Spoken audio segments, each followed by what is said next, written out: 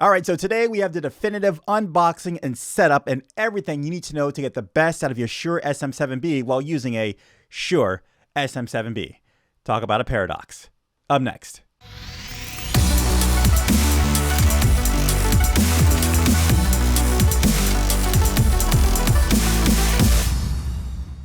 Hey guys, what's going on? It's Low for Low Nose Tech, checking out the gear that you love to help better your game and also make your life easier. Go ahead and hit that subscribe button so you don't miss out on any other videos. Hit that like button if you like getting better, and also tap that notification button as well. All right, guys. Like I said before, the definitive unboxing and setup and everything you need to know about your Shure SM7B to get the best out of it as well. Now, during this unboxing, I will let you know that the Shure SM7B is a staple when it comes to broadcasting and podcasting.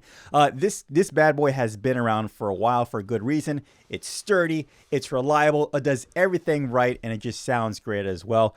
You'll see it being used in a lot of podcasts and radio stations as well. Now, the microphone, it is notorious for a lot of things. First of all, it's a heavy microphone. And as you can see right now, I'm using a really steady boom arm to man this thing. So make sure you have a steady boom arm to man this. Also, make sure you have a audio interface that's power enough to power this microphone, because it is a gain-hungry microphone. So you want to make sure that you have all of those things ready and set to go once you get your Shure SM7B. To let you know what I'm working with here, I'm using a Audience ID4 Mark II to power my Shure SM7B. It's a $200 interface, more than powerful enough to power this microphone, but you may not have an interface like this. Maybe you have like some old audio gear and then you need something more powerful. You may need a mic activator like I have here. So we'll get into that on the different ways you can power your Shure SM7B. So let's get to the unboxing. What do you say? All right. So again, I'm still tripping out how we're doing an unboxing of a Shure SM7B while using a Shure SM7B. All right, so we've got our literature. We got a sticker. Woo, sticker. We have a manual. I mean, it's just, it's pretty straightforward, right? Just talk into it.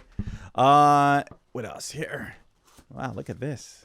All right, we got some, it's got some kind of Velcro. Huh. All right. Here we go. We have our microphone. Oh, this is so pretty.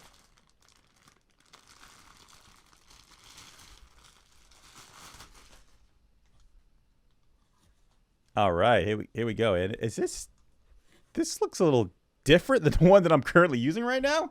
Yeah, it looks way fatter. Wow, okay. The UKCA Shure EAC 25th. I'm kind of wondering now, what's the difference between this one and the one that I already have? There's a noticeable difference. Shure SM7B. All right, well, you know, we're gonna figure out what the unboxing is, because I've gotten this one. I got this microphone probably like 5 years ago, 5 or 6 years ago. So if there's been some kind of refresh, we're gonna find out about that right now. You're gonna figure that out along with me. Okay, we've got a fade place, so we don't have to change our settings. See there? What else? And we've got our second. Our pop filter for this. Take out the top one. All right, so let's get to this box stuff. We don't need. Wow, I just turned off my. Okay, so recording a device. Don't throw anything in the camera while you're recording, or it will stop. All right, so getting back to the Shure SM7B. Here we go. Right here, let's take a look at the bottom, and we'll see some switches and some dials as well. As you can see right now, it's flat, and this gives us two options for our microphone. First, we have a low cut, and then we also have a presence boost. Now here, this is the low cut. We go down here, you can actually see the line swooping. What the low cut does, it actually gets rid of the low frequencies from your recordings, such as an AC or rumbling in the street or a truck passing by. It's not going to get rid of the sound, but it's going to get rid of the unwanted frequencies that could muddy up your recording. So you would engage the low cut if you want to get rid of those frequencies. Now you have your high pass filter, not your high pass, I'm sorry, your presence boost, right? Where what it does is it makes your voice more presency, and it makes your voice a little more brighter. So why would you use this? Number one, let's just say if you had music playing in the background and you wanted your voice to stand up or to sit above the music, you would put this on. Maybe if you had more than one person using this microphone and you had maybe a lead horse, or a host, you would put on the presence boost so that person would stand out above everyone else. Again, there is no ultimate setting when it comes to this. It's really to your needs. If you want your voice to stand out more, especially over music or other people, then put the presence on. If you have unwanted frequencies you want to get rid of, such as an AC or a low rumbling sound, then put the low cut on. Me personally, I like to put just leave it flat because I'm in an environment that takes care of all those things. So yeah, all right. So that's the first setup, getting started with your microphone, and we'll do some tests as we're going along. Now, next thing you want to do is you want to attach this to your boom arm. All right, so your Shure SM7B will come with this adapter, so you can use it on, on smaller treaded boom arms, like I have one right here. I've already got set up. And it's gonna have like a smaller tread, so I'm just gonna go and just screw it in right here. Okay, normally, okay, here we go. They've got the grooves on the top here, so if I had a quarter, I could just spin it with a quarter, but I don't have a quarter or any coins with me at this moment. It's okay, I'm just using my hand. All right, there we go, it's in. All right, and then we just go ahead and we'll just put it onto our microphone. Now, very important. Oh, sorry. Very important. Make sure that when you get your Shure SM7B, make sure you have a very, very sturdy boom arm. All right. If you've got a mic kit that costs like $40 and it came with a boom arm, I'm going to tell you right now that boom arm will not hold the weight of the Shure SM7B. So you want to get yourself a really nice quality boom arm, and I'll leave some in the description down below. But just keep that in mind. I got one here that's really strong. It's got some spring loads and everything, so it's no joke. All right. So let's just go here. We'll spin it in. All right.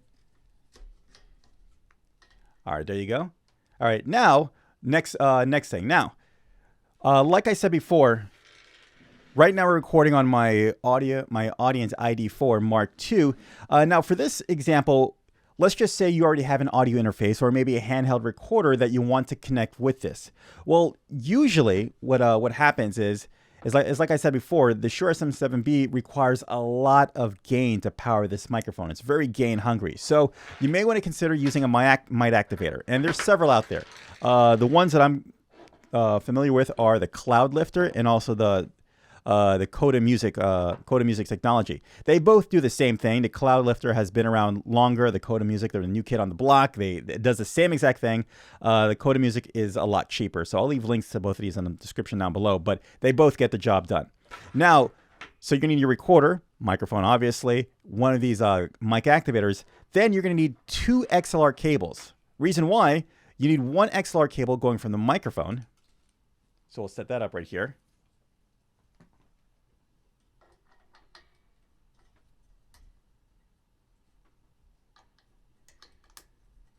All right. 1 to the microphone. Then you need 1 going to your mic activator. All right. And then 1 from the mic activator. All right. Straight into our recorder. Now, here's the thing. The Shure SM7B does not need phantom power to work, but the mic activator does. So when you have your device, you want to turn on the phantom power for your device so it can power the mic activator, so it can add the additional clean gain to your microphone. Now, okay, well, before I get ahead of myself, we're going to do a quick recording with this microphone, just using the recorder itself. Now, I can tell you the preamps in this recorder, while they're good, they're not strong enough. So I'm forced to max out my preamps when it comes to this little recorder. And it might be something you may have to do as well with your current device. Now, the problem is, the issue is that when you max out your current interface or device, usually when you max it out, you're gonna bring some additional noise into the recordings. So we're on right now, and let's just start recording. And we're recording. All right, so let's switch my headphones. All right, yeah. So this is this is what the Zoom, this is what our handy recorder sounds like on the Shure SM7B. Let me bring it up right here. Yeah. So while it does sound good, normally I like to max out at a certain level. Yeah, I'm out of here. So it's probably maxed out about like negative 20 decibels, where I like to max out at probably negative 12 decibels. So I definitely need a mic activator to get a decent signal out of this. But not only a decent signal, I need the mic activator to give me a clean signal, because right now I'm maxing out my my preamps within the recorder, and I'm pretty sure it's sounding pretty nasty and noisy. So let's connect the mic activator and drop the recording volume on this so we can get that clean boost set up. So let's stop the recording. All right, now I'm going to pull this out. We're going to set it up correctly now.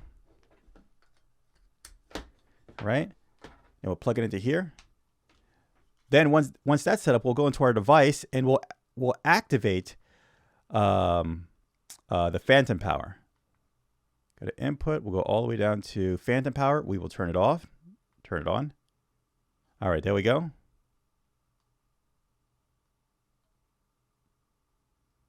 All right, and now with that being done, all right, now I'm recording. Now I'm a little too hot. And let me bring it down. Before I was at like 98 power, and now let's go all the way to 60, 50, 51, 50. Let's press record. There we go. Right now I'm about 47, 12, 42. I want to get to a point where I'm peaking at negative 12 decibels. Hopefully I'm showing you that right here. Yeah, there we go. Yeah, let's go even more. 40, 39, 38. Yeah, I feel good about 37. Yeah, I'm going to go even lower. 35, 30. Nope, I want to go even lower. Yeah, wow, the thing's really doing a great job of powering the microphone. Now, okay, there we go. So let's go with 27. 27, 29, and I'll just have to bump it up just a little bit on post. Normally, to get good recordings, you want to give yourself some room for that dynamic range. You don't want to record at Unity. You want to give yourself some buffer room so you have some room to play with within post. All right, so let me get rid of this microphone, and now we're exclusively on the Zoom H4n, my handy recorder, and this is your Shure SM7B. Now, of course, the sound quality of your microphone is going to vary depending on what kind of audio interface that you're using at the time. But yeah, this is what you get, straightforward. Now, let's go back to talking about the low cut and the presence like I was telling you before. So let's switch it out. This is with the low cut on. Again, like I said before, the low cut takes out the sound of an AC or a low rumbling happening in the background. Let's bring it back to Unity. And now this is what it sounds like with the presence boost on. Of course, it just makes my voice just a little more brighter so I can sound more intelligible when it comes to everything. All right, guys, so that's the unboxing, the setup, and also now you know what the buttons on the back, what they actually mean and what they can do for your recordings, and the things that you will need to get your Shure SM7B sounding the best and getting the most from it. As always, guys, I'll leave links in the description down below. Let me know in the comments down below what you think of the setup, or if you have any other questions about the Shure SM7B. But I'll leave you with these three main points right now. Get an audio interface that's strong enough to power this microphone. Number one, get a mic activator if you feel like your device does not have enough gain power to power this microphone cleanly, mind you. And number three, make sure you get a strong enough boom arm for your microphone, because this microphone is heavy. All right, guys, that's it. I hope you liked the video. As always, leave a like if you liked it, subscribe as well, and also hit that notification and share this video as well, guys. All right, I'll see you in the next one, guys. Don't forget, learn, do, and share. See you next one. Bye. All right, so I got two of you suckers now. Look at that. Hey, I got two Shure SM7Bs, although